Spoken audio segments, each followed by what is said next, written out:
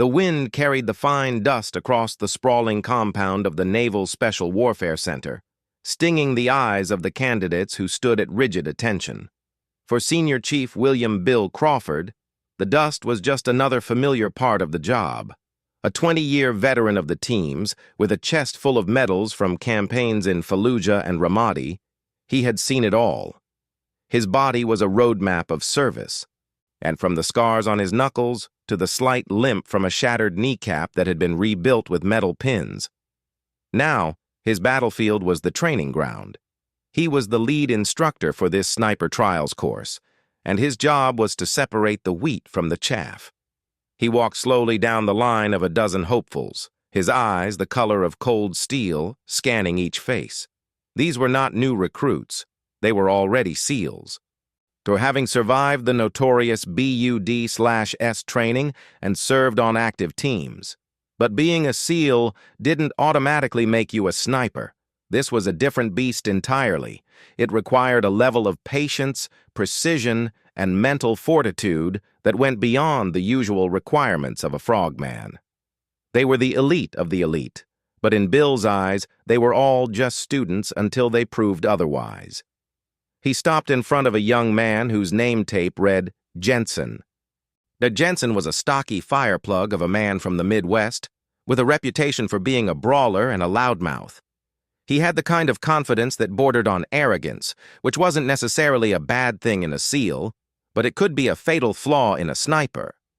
On Jensen's gear, dangling from a zipper pull, was a small, fuzzy cartoon character, a pink anime creature with big eyes and a smiling face.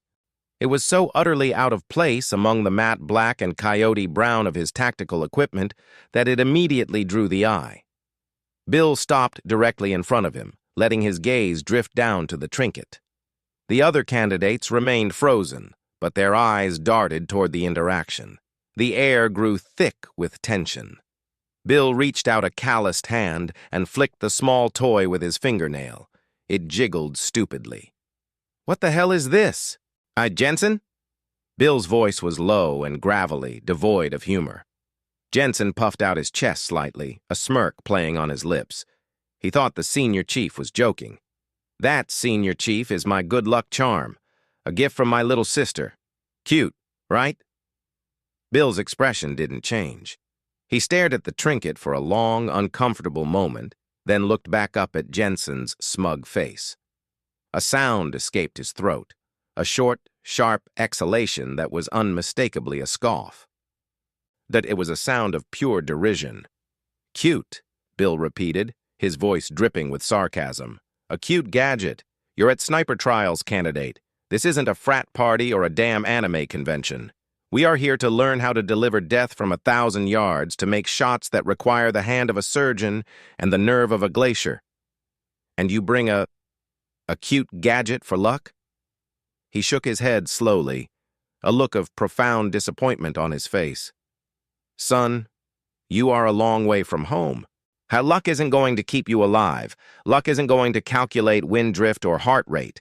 Luck is for the guy who didn't prepare hard enough." The scoff hung in the air. A couple of the other candidates struggled to suppress grins, happy the spotlight wasn't on them. Jensen's smirk faltered, a flush of red creeping up his neck. He looked down at the tiny cartoon face, and for a split second, he looked less like a hardened warrior and more like the kid his sister still probably saw him as. And he wanted to explain, to tell the Senior Chief that it was a promise he made to her, that it reminded him why he was fighting. But he knew better. You didn't talk back to an instructor. You took the hit and moved on. "Get your heads in the game," Bill barked, moving on. "The classroom phase starts now. You think the wind is bad out here? Wait until you have to calculate for it while your target is a mile away and your spotter is breathing down your neck. You have one job for the next 3 days. Absorb. Don't talk, don't question, just absorb.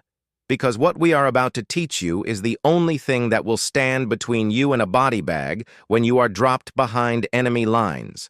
Now move out."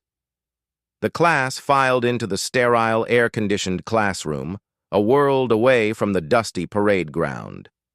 Jensen was the last to enter. As he passed through the doorway, he glanced back at the training grounds, at the hazy mountains in the distance.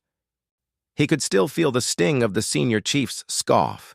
He reached down and touched the small, fuzzy toy on his pack, his fingers lingering on it for a second. "It's okay, Lily," he thought to himself. "He just doesn't understand." He tucked it inside his pocket, out of sight, and walked in to learn how to become a killer. The real test, however, was not going to be in a classroom.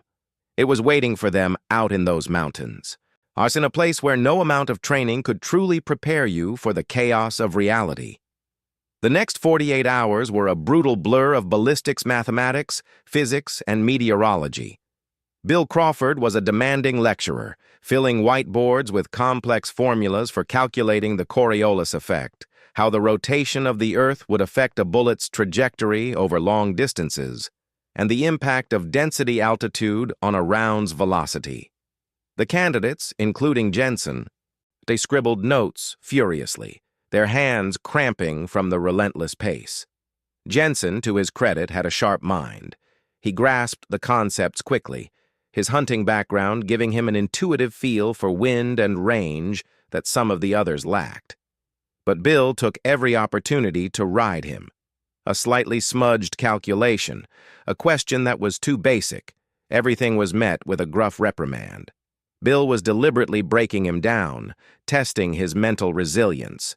Jensen took it all, and his jaw set, his eyes never wavering. He was determined to prove the old man wrong, to show him that he was more than just a brawler with a lucky charm. On the third day, they moved from the classroom to the range. It was time to put theory into practice. They were issued their weapons, the M40A5 sniper rifle, a bolt-action beauty that was an extension of a sniper's soul. The candidates settled onto their mats on the firing line, the sun beating down on their backs. The targets were silhouettes placed at distances ranging from 300 to 1,000 yards. Jensen was in his element. He loved the feel of the rifle, the weight of it, the ritual of making the shot. He breathed in the scent of gunpowder and hot brass. He ran through his mental checklist: spot the target, range it, read the wind with the mirage rising from the sun-baked earth, adjust his scope, control his breathing, and gently squeeze the trigger. His first few shots were solid, striking center mass. Now he allowed himself a small moment of satisfaction, glancing over at Bill, who was watching through a spotting scope. Bill's face was an unreadable mask. After a particularly good grouping at 800 yards, Jensen couldn't help himself. As he cycled the bolt, he caught Bill's eye and gave him a slight, confident nod. It was a small gesture, but it spoke volumes. "See? I told you I belonged here." Bill lowered his spotting scope and walked over, his boots crunching on the gravel. He stood over Jensen, looking down at him. Without a word, he reached into his pocket and pulled out the small, fuzzy anime toy. Jensen's heart lurched. He had forgotten he'd put it in his pocket. Bill must have found it when he'd checked their gear. "Still got your cute gadget, I see," Bill said, his voice loud enough for the nearby shooters to hear. "Holding on to it for good luck, Jensen? Did it help you with that last shot?" He dangled it in front of Jensen's face. A few of the other candidates snickered. Jensen's face burned with humiliation.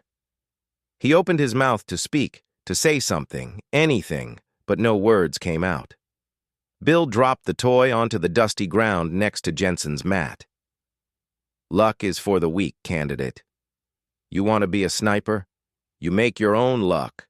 Now get your head back in the game and stop relying on children's toys." He turned and walked away, leaving the small pink trinket lying in the dirt. Jensen stared at it, his knuckles white on the stock of his rifle. The anger and embarrassment were a hot ball in his gut. He wanted to pick it up, to shove it in his pocket and tell the senior chief where he could go. But he didn't. He left it there, a small splash of color against the brown earth, a symbol of his sister's love now tainted by the harsh realities of this world. He turned back to his scope, his vision slightly blurred. He forced himself to focus on the target. He would prove the old man wrong, not with words, but with his shooting. And he took a breath, let it out halfway, and squeezed the trigger. The shot was a miss. The humiliation was complete. He spent the rest of the afternoon fighting to regain his composure. Every shot felt forced, his breathing all wrong. He was trying too hard, pressing, and his accuracy suffered. By the time the sun began to dip toward the horizon, painting the sky in brilliant oranges and reds, he was at the bottom of the pack. He was exhausted, mentally and physically drained. And he had never felt more like a failure. The other candidates packed up their gear, the air filled with quiet chatter about their scores, their successes.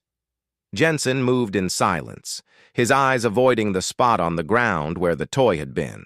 He assumed someone had thrown it away, or maybe the wind had carried it off. It didn't matter. It was gone. And so, he felt, was a small piece of his resolve. As he bent to pick up his mat, his hand brushed against something soft. He looked down. Yet there, half hidden under the edge of his mat, was the little pink anime creature. It was dusty but unharmed. Jensen's breath caught in his throat. He glanced around quickly. No one was looking. With a swift, fluid motion, he snatched it up and closed his fist around it, feeling its familiar, comforting softness. He didn't look at it. He didn't have to. He just slipped it deep into the cargo pocket of his pants, the one with the secure button flap. It was a small act of defiance, and a secret kept from the all-seeing eyes of the instructors. As he walked back toward the barracks, the weight of it in his pocket felt less like a toy and more like a talisman.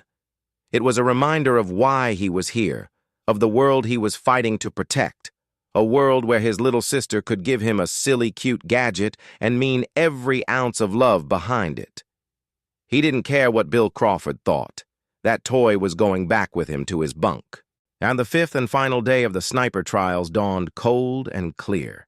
It was the culmination of everything, the ultimate test, the field exercise.